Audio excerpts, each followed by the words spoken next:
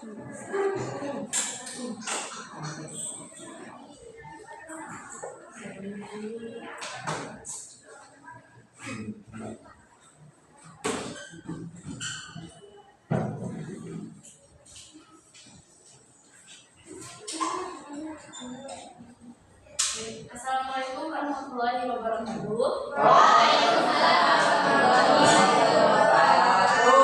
Selamat pagi semuanya.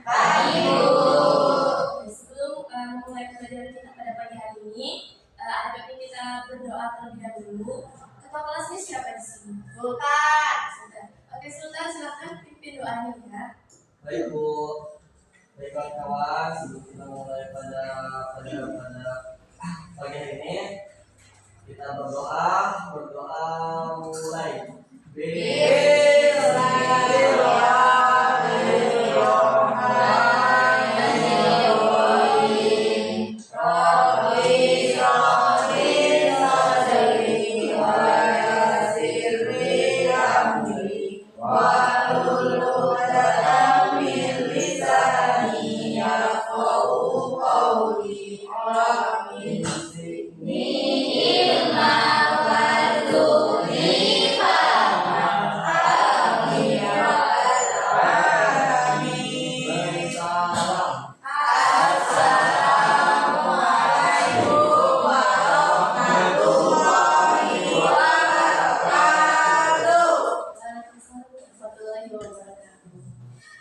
Di sini mau akses terlebih dahulu. Abis Poni, Siti Nasi, Ismilia, Nadia, Bella Safira, Isabella Safitri, Jordiansyah, Sultan Hermansyah, Segar, Putri,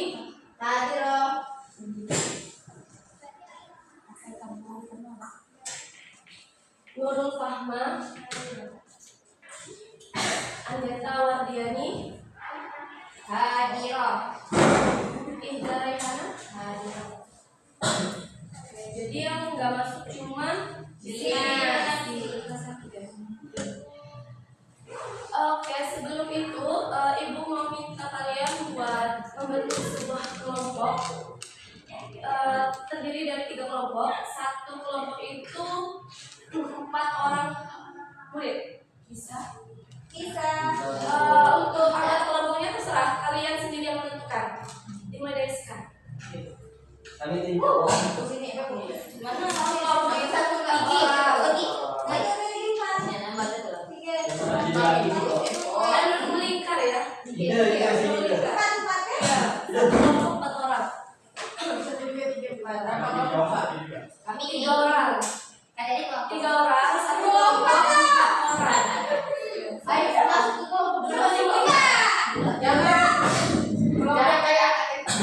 Duduknya melingkar.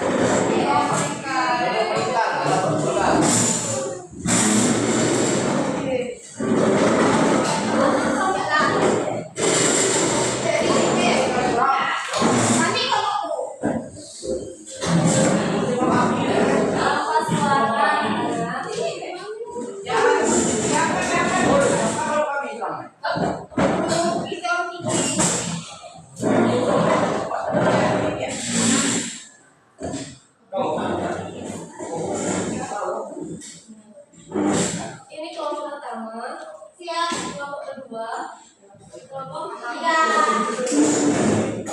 Maaf ya, soalnya Ibu terdengar aneh dari biasanya. Dia akan kerjasamanya. Ya Bu, jangan ada yang ngobrol. Kenapa? Oke, sebelum masuk pada materi, Ibu ingin bertanya ke kalian. Pernahkah kalian bertemu dengan seorang teman yang memiliki perbedaan keyakinan atau kalian memiliki teman yang beda agama? Ada. Bagaimana sikap kalian terhadap teman kalian tersebut? Biasa aja.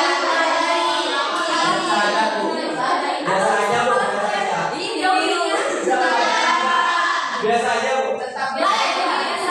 Dalam artian apa itu? Ya biasa aja Bu. Biasa aja, biasa aja. Ibu, maksudnya kami tidak membagikan ini gitu Bu. Kayak kalau biasa Biasa aja Bu. Menghargai.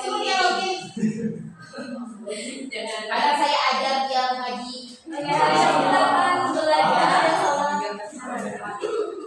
Hari ini kita akan belajar bahwa agama Islam ini mengajarkan kepada kita sebagai umatnya untuk hidup damai di tengah-tengah perbedaan.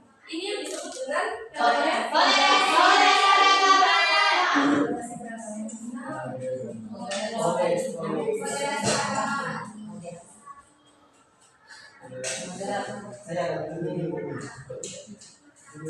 moderasi beragama merupakan sikap atau cara pandang kita untuk melihat suatu hal dalam praktik keagamaan serta bersikap adil, seimbang dan menghargai perbedaan. Jadi moderasi beragama ini apa adalah tadi sikap kita di tengah-tengah perbedaan yang ada.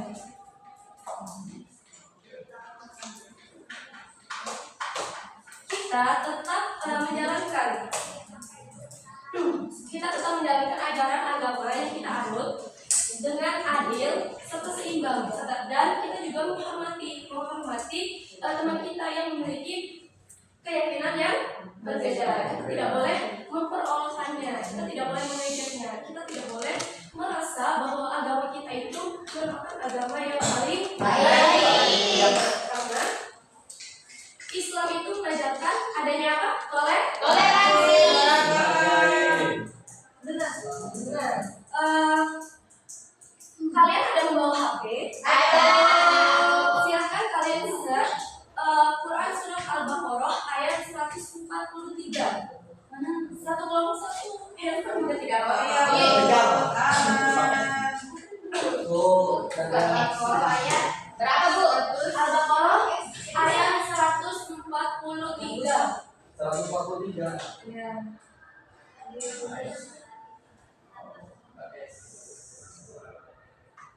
Sudah Bu. Sudah dapat semuanya? Sudah.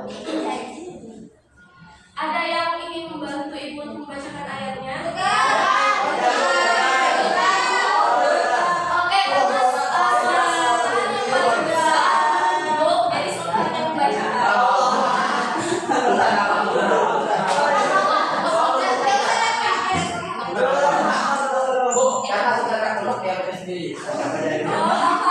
Hafal ya? Ayo, tolong bacakan. Yang lain menyimak. Yang lain menyimak ya. Sebentar. Dilepaskan dong. Bismillahirrahmanirrahim. Wa kadzalika ja'alnakum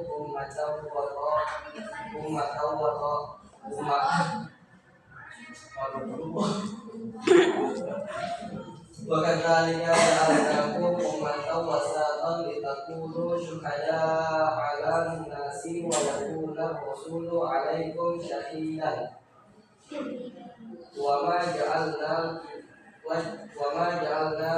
qiblatan allati kunta 'alaiha illa lina'lama man yattabi'u rasula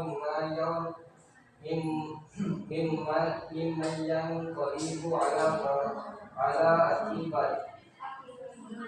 Wa in kanat lakabiran illa 'alal ladina hadallah. Wa ma kana Allahu liyudhi'a imanakum. Innallaha bin-nasi la'ufur rahim. Masya Allah.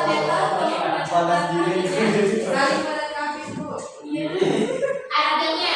Iya.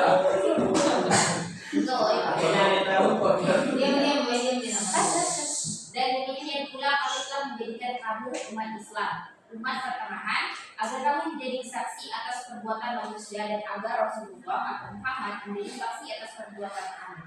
Kami tidak menjadikan kiblat yang dahulu kamu berkiblat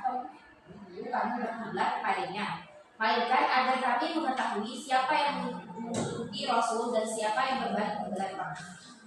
Sungguh, pemindahan kiblat itu sangat berat, kecuali bagi orang yang telah diberi petunjuk oleh Allah, dan Allah tidak akan menyia-nyiakan imanmu. Sungguh Allah Maha Pengasih Maha Penyayang kepada manusia.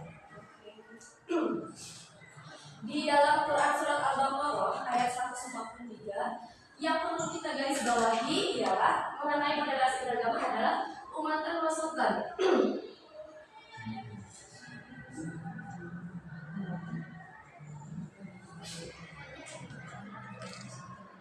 Umatan wasatan dalam artinya tadi apa? Umat pertengahan.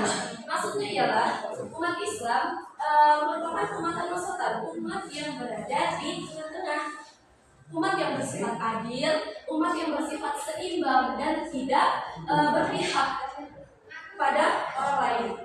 Nah, di dalam konteks moderasi beragama, umatan wasatan ini diartikan sebagai umat yang tidak fanatik, maksudnya tidak menganggap bahwa agama Islam itu paling benar, tetapi dia juga menghormati agama orang lain, agama teman kalian yang berbeda keyakinan dengan kita.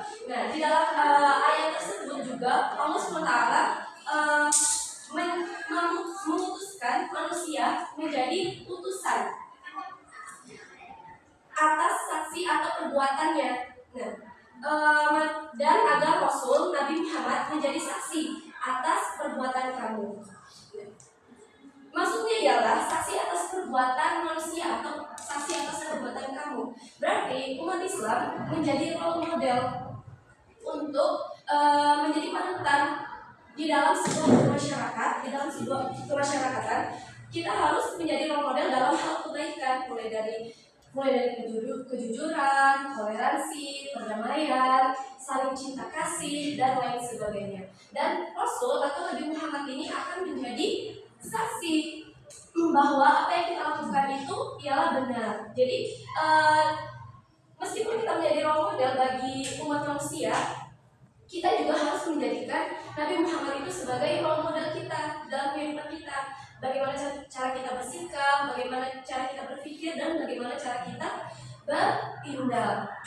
Nah, tadi Ibu sudah menjelaskan mengenai moderasi beragama ialah perilaku atau sikap yang seimbang, adil dalam artian saling menghormati keyakinan agama lain.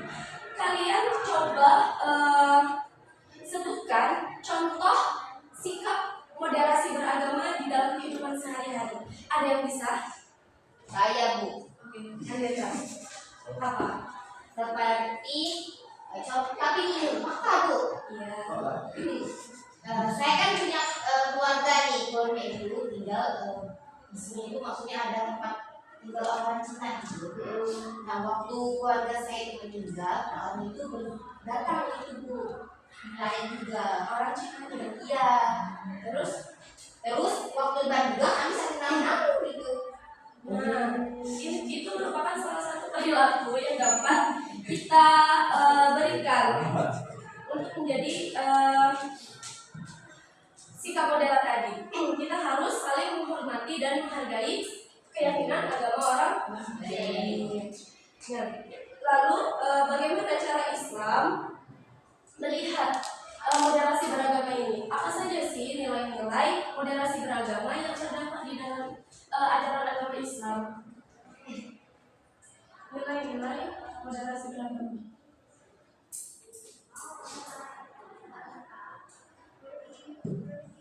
Nah, tadi Aneta sudah mencontohkan bahwa umat Islam juga bertamu ketika mereka merayakan hari raya, dan umat agama lain juga datang berziarah ketika ada yang meninggal. Nah, itu termasuk salah satu bentuk apa?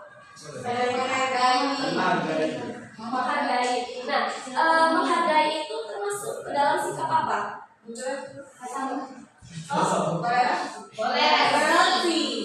Toleransi. Nilai yang pertama yaitu toleransi. Toleransi atau menghargai. Dari sama.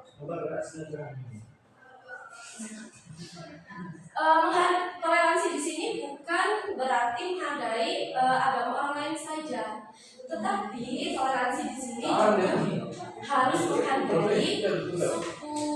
Kenapa? Enggak. Apa kok beda nih? Apa mau bertanya apa?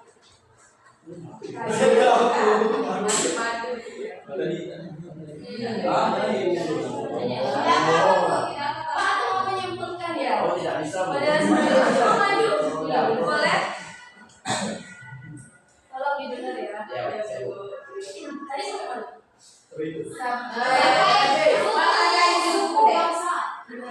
Toleransi bukan hanya menghargai kepercayaan yang berbeda dari kita, tetapi toleransi juga harus menghargai suku, ras, agama, budaya. Sebagaimana kita kan tinggal di Indonesia. Indonesia merupakan negara yang kaya akan suku, ras, budaya, latar belakang dan lain sebagainya. Dan kita harus menanamkan nilai-nilai toleransi di dalam bermasyarakat. Bahkan pada saat di zaman Rasulullah SAW, beliau juga hidup berdampingan kan dengan orang-orang yang memiliki keyakinan yang berbeda dengan yang beliau yakini. Iya. Jadi kita sebagai umatnya juga harus mengikuti apa yang beliau lakukan. Lalu nilai dalam moderasi beragama Islam yang kedua yaitu apa? Keadilan. Ada yang tahu sih keadilan apa? Adil, tidak berbeda-bedakan. Jangan beda-bedakan. Lalu seperti apa contohnya? Saya kan Sultan Bidaya, makanan saya lagi pelajar dan itu adil sama-sama. Adil dalam Itu kan konsep kita ya. Kalau di dalam konteks moderasi beragama, adil itu maksudnya apa? dalam konteks toleransi. Dalam konteks moderasi beragama, adil maksudnya apa? Saya nggak tahu.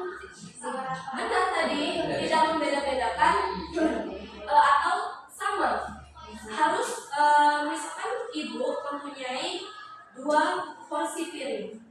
Nah, ternyata ada murid ibu itu ada 3 orang. Contohnya Putri, Nurul, sama Nadia. 2 porsi piring yang ibu punya, apakah harus ibu berikan hanya kepada kedua murid ibu saja, atau harus ke ketiganya? Tiganya. Nah, masuk moderasi beragama dalam konteks keadilan itu ialah kita tidak boleh memandang sebelah mata orang lain yang berbeda keyakinan, suku, ras, agama dan lain sebagainya. Misalnya di kelas ini ada orang yang pintar dan ada pula orang yang kurang dalam pengetahuannya.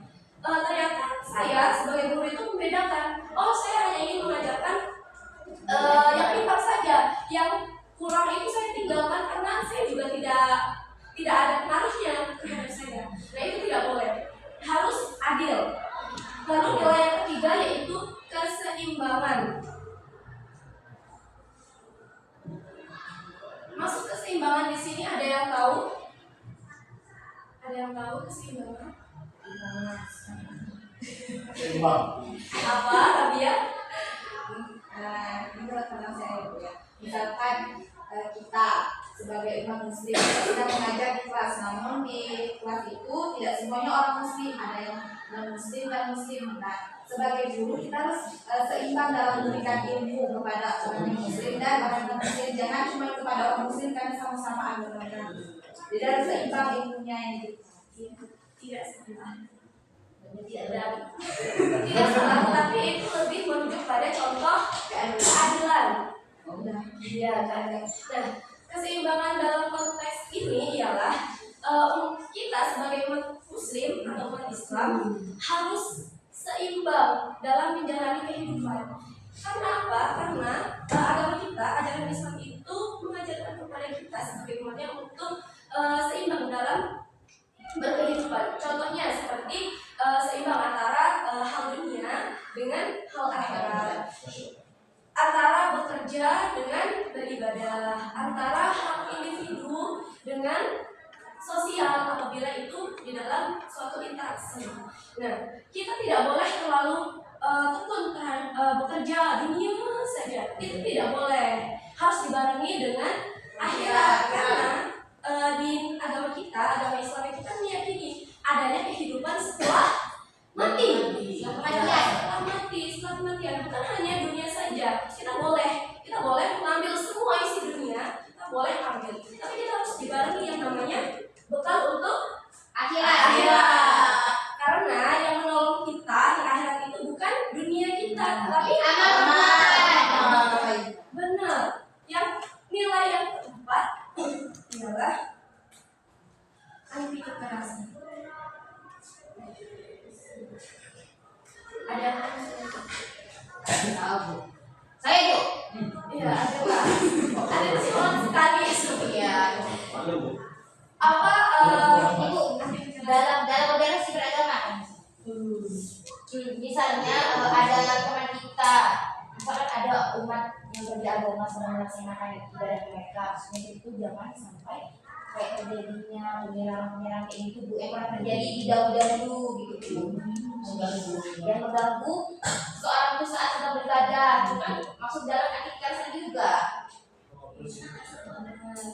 dan contoh lainnya ada yang bisa Tuh Bu, bullying satunya Bu, bullying.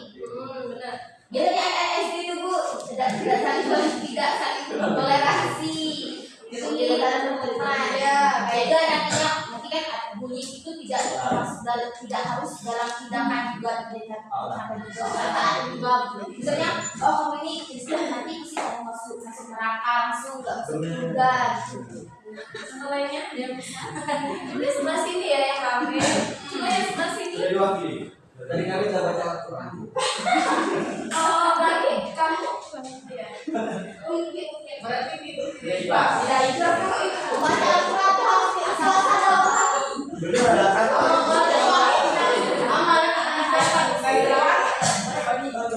Oke, maksud anti kekerasan di sini ialah benar kata Anda tadi bahwa kita tidak boleh melakukan kekerasan, baik itu kekerasan fisik maupun kekerasan verbal pada orang lain, baik itu yang berbeda suku, ras, agama, kepercayaan dan lain sebagainya. Bahkan di agama Islam itu sendiri, agama kita kan mengajarkan bahwa kita tidak boleh melakukan yang namanya tindakan kekerasan. Itu merupakan salah satu contoh perilaku tercela.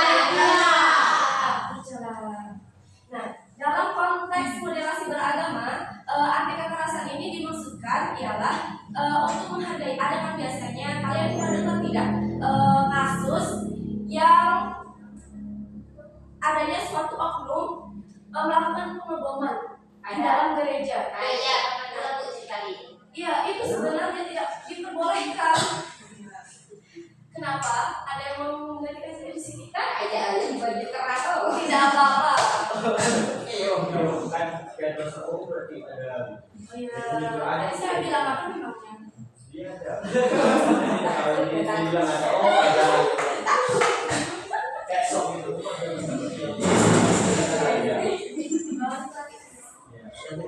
Tadi saya sampai mana?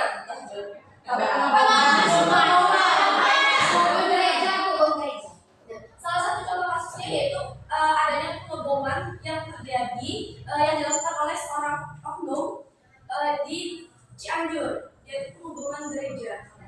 Itu terjadi pada tahun 2024.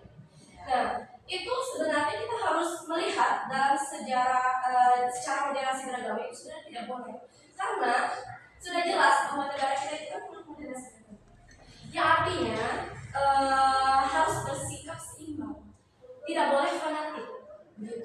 Nah, di dalam Islam juga sudah dijelaskan bukan, kita tidak boleh melakukan yang namanya kekerasan. Untuk itu kita sebagai pelajar Muslim harus menerapkan yang namanya perilaku atau sikap moderat tadi, harus seimbang, tidak boleh terlalu fanatik terhadap agama kita dan tidak boleh terlalu melakukan suatu perbuatan yang memang tidak dibenarkan gitu.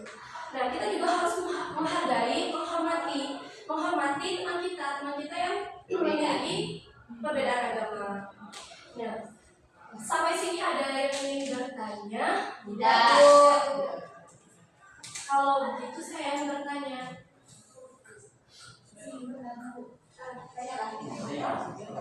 Kan kata ibu kan kita tidak boleh terlalu fanatik beragama. Menurut ibu maksud dari fanatik terhadap agama itu seperti apa? Tolong dijelaskan. Seperti yang kita ketahui bahwa fanatik itu terlalu berlebihan dalam mencintai agamanya. Dengan kata itu, terlalu berlebihan dalam mencintai agama.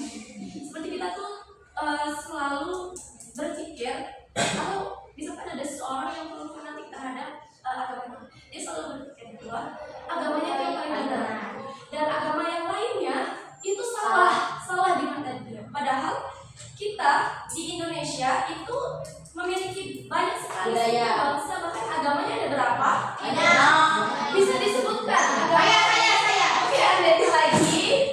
Agama Islam, Hindu, Kristen, Buddha, Konghucu, Kristen, Protestan, Katolik. Ada sekitar 7 agama. Makanya kita tidak boleh terlalu fanatik karena kita hidup berdampingan dengan agama orang lain, dengan kepercayaan yang berbeda. Begitu. Ada pertanyaan lagi?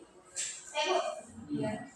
tadi itu kan menjelaskan keyakinan atau perbedaan agama, menghormati dan menghargai. Tapi ada juga orang yang emang mempercayai atau berlebihan dengan dia tuh Islam, sama Islam, tapi dia tuh lebih apa namanya? Tadi merasa dia tuh paling benar gitu. Terus emang sama-sama Islam dengan temannya saya yang tidak misalnya. Tapi tidak tuh kadang melakukan kesalahan, sering berkata kotor, berkata kasar sama misal. Tapi saya tuh selalu mengejar tiga bahwa ada orang seperti itu tidak bersyukur. Maka dia tuh kayak merasa paling benar diri dia sendiri. Nah, tapi dia tuh terlalu fanatik terhadap sikap dia sendiri gitu. Iya, dengan prinsip seperti itu dia juga termasuk salah satu oknum yang bersifat fanatik. Karena saya pernah membaca di sebuah artikel kalau di dalam agama itu kan tentang antara agama orang lain dengan agama kita saja. Tapi di dalam agama sesama agama juga terkadang melakukan hal tersebut. Nah, selanjutnya karena mungkin sudah selesai juga ya penjelasan tadi dari saya, kita akan bermainnya studi kasus. Nah tadi masing-masing kelompok itu memiliki handphone kan? Iya, Bu. Oke, perwakilan kelompok silakan maju. Seorang saja.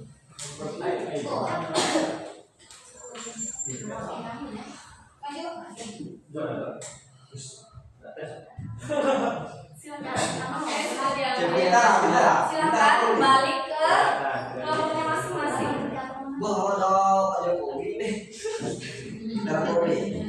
Oke, di situ kalian sudah ibu bagikan lembar soal atau sebuah studi kasus. Di situ ialah dari berita online yang bisa kalian akses secara daring gitu. Nah, setiap kelompok itu memiliki tema yang berbeda mengenai moderasi beragama tadi. Kelompok 1 punya tema yang berbeda, 2 dan 3 juga sama seperti itu. Nah, tugas kalian ialah kalau kalian jelaskan mengenai apa yang tercantum di dalam tema tersebut. Misalkan kelompok 1 dapatnya apa? Kristen di Diskriminasi terhadap kebebasan beragama. Seperti yang Ya, kalian harus menjelaskan mengenai diskriminasi agama itu seperti apa dan bagaimana cara mencegah supaya diskriminasi agama itu tidak terjadi lagi, tidak terulang lagi. Bisa dimengerti? Ini juga sama. Ibu kasih waktu 3 menit. Kalian harus mencatat dan nantinya akan maju mempresentasikan hasil diskusinya ke depan. Dimulai dari sekarang.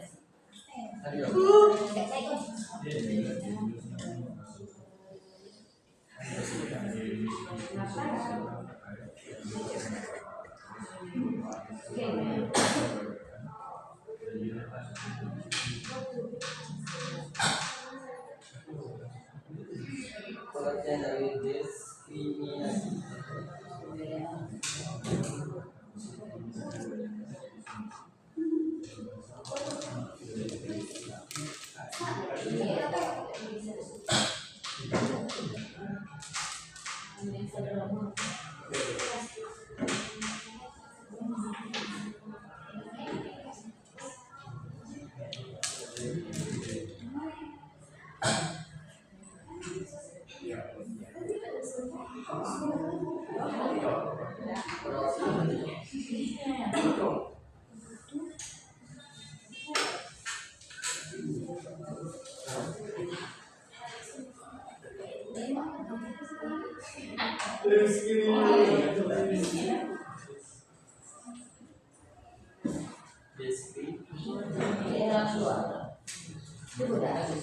Oke, waktunya tinggal 2 menit lagi.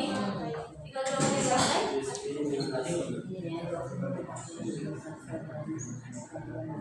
Sudah Bu? Sudah. Apa yang tidak adil? Diskriminasi.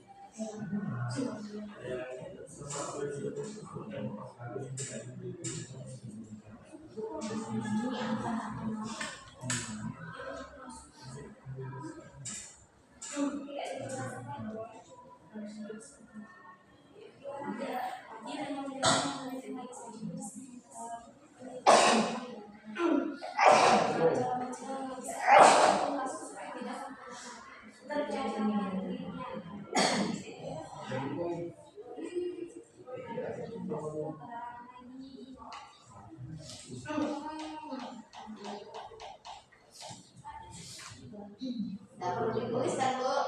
Ditulis. Woi, Kalau kalian bisa menjelaskannya secara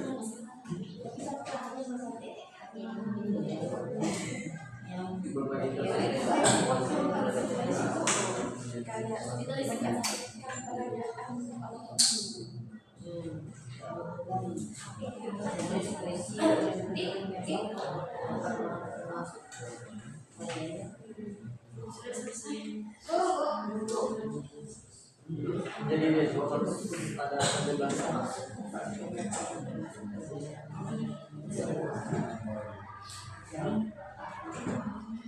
Oke, waktunya habis. Waktunya sudah habis. Baik, perwakilan kelompok mulai maju ke depan. Mulai dari kelompok mana dulu? satu Bu. Kelompok 1. Kelompok 1 yang mana? Kelompok 1 sudah selesai. Bicara mencegah dari diskriminasi. Oke, kelompok 2 dulu maju. Silahkan. Kelompok 3 juga kan?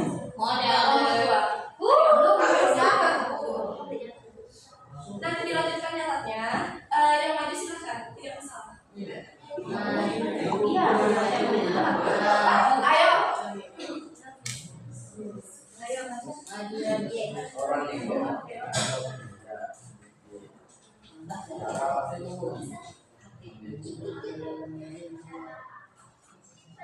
Ayo kelompok 2 maju.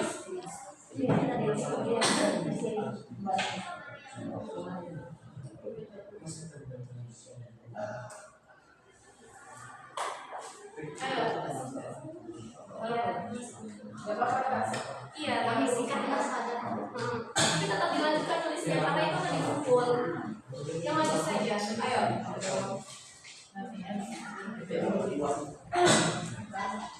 Baik teman-teman, di sini saya akan menyimpulkan dari studi kasus yang diberikan oleh Bu Nadia, yaitu terjadinya intoleransi pada hari raya Nyepi di Bali pada tahun 2024, di mana yang sama-sama kita ketahui bahwa sikap yang harus kita tanamkan sebagai umat muslim yaitu toleransi. Nah, ini kebalikannya atau pertengahannya yaitu intoleransi. Di mana pada hari perayaan Nyepi pada tahun 2024 terdapat oknum yang menyempitkan hari perayaan tersebut sehingga perayaan Nyepi ini seperti terganggu atau terbatas gitu karena beberapa oknum tersebut yang menyempitkan jalannya hari perayaan Nyepi ini, atau yang biasa dilakukan di Bali yaitu apa, ogo-ogo yang patung besar yang kan ya, sehingga di sini dijelaskan terjadinya intoleransi. Nah, di mana di sini juga berharap bahwa intoleransi ini tidak terjadi lagi di tahun-tahun berikutnya gitu. Karena lebih baik kita sama-sama toleransi sama-sama saling menghargai agama, budaya, dan suku yang sudah dijelaskan tadi. Baik, mungkin cukup singkat yang sudah saya sampaikan. Terima kasih. Wassalamualaikum warahmatullahi wabarakatuh. Waalaikumsalam.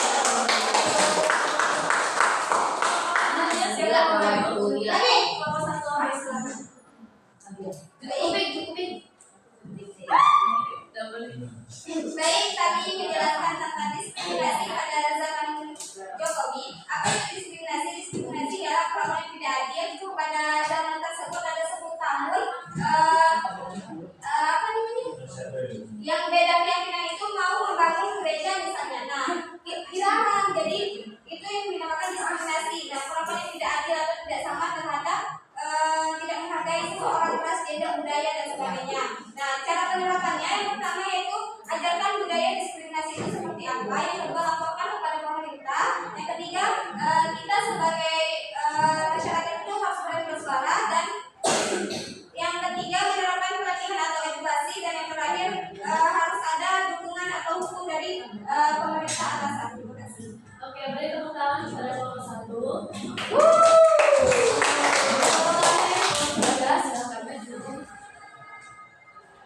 Baiklah, di sini kami kelompok 3 akan menjelaskan mengenai diskriminasi agama terhadap minoritas di Cianjur.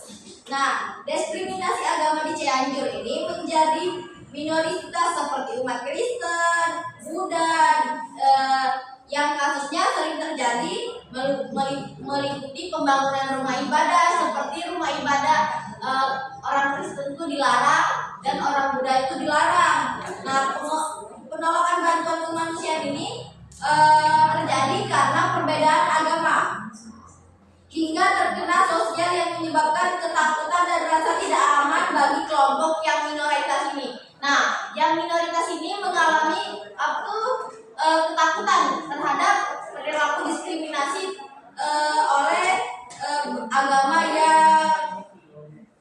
yang ada di Cianjur ini. Nah, pengaruh kelompok intoleran serta regulasi yang belum sepenuhnya mendukung kebebasan beragama.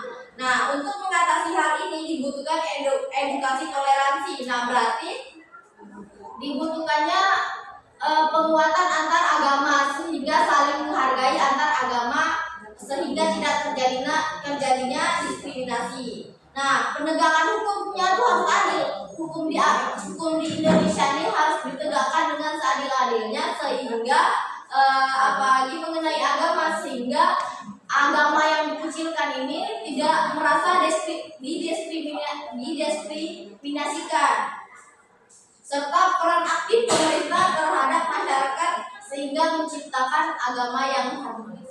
Sekian, terima kasih pemaparan dari kelompok kami. Wassalamualaikum warahmatullahi wabarakatuh.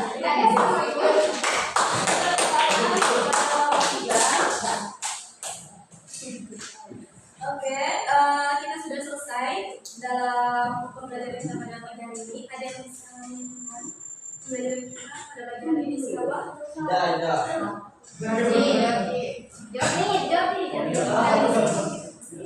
Jody. Oke,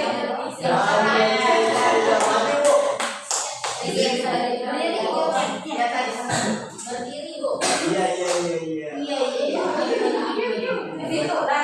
Semuanya kita akan menunjukkan kembali pada pagi hari ini, di mana kita lakukan tentang budaya agama, di mana kita disuruh untuk melakukan step kita yang perbedaan itu tidak membeda-bedakan, sehingga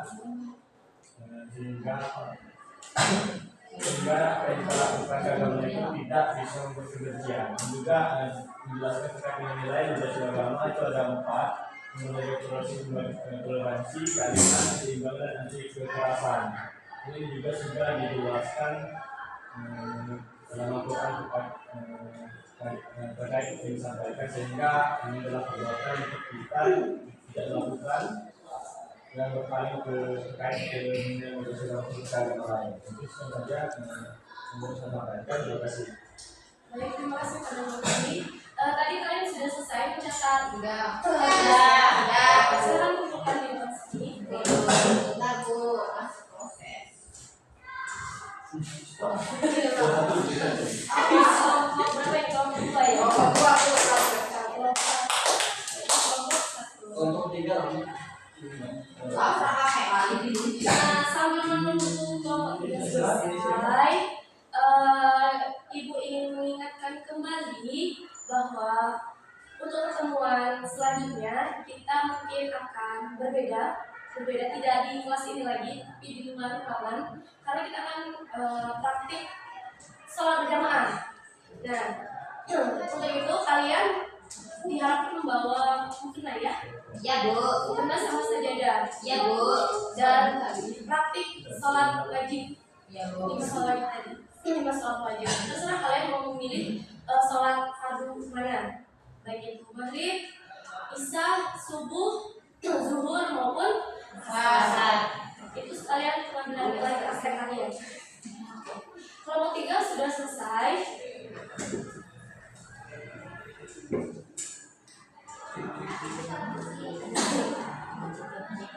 Ini satu botol ini. Sudah selesai.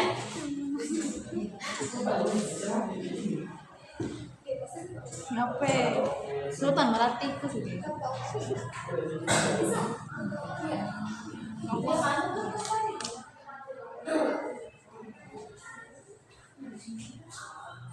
Silakan kalian berkemas, masukkan buku-buku kalian ke dalam tas dan kembali ke tempat duduk kalian masing-masing. Isi yang baris.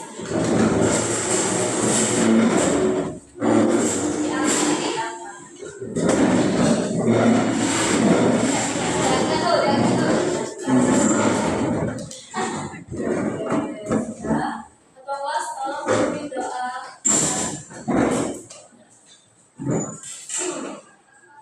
Baik, kawan sebelum pulang berdoa mulai.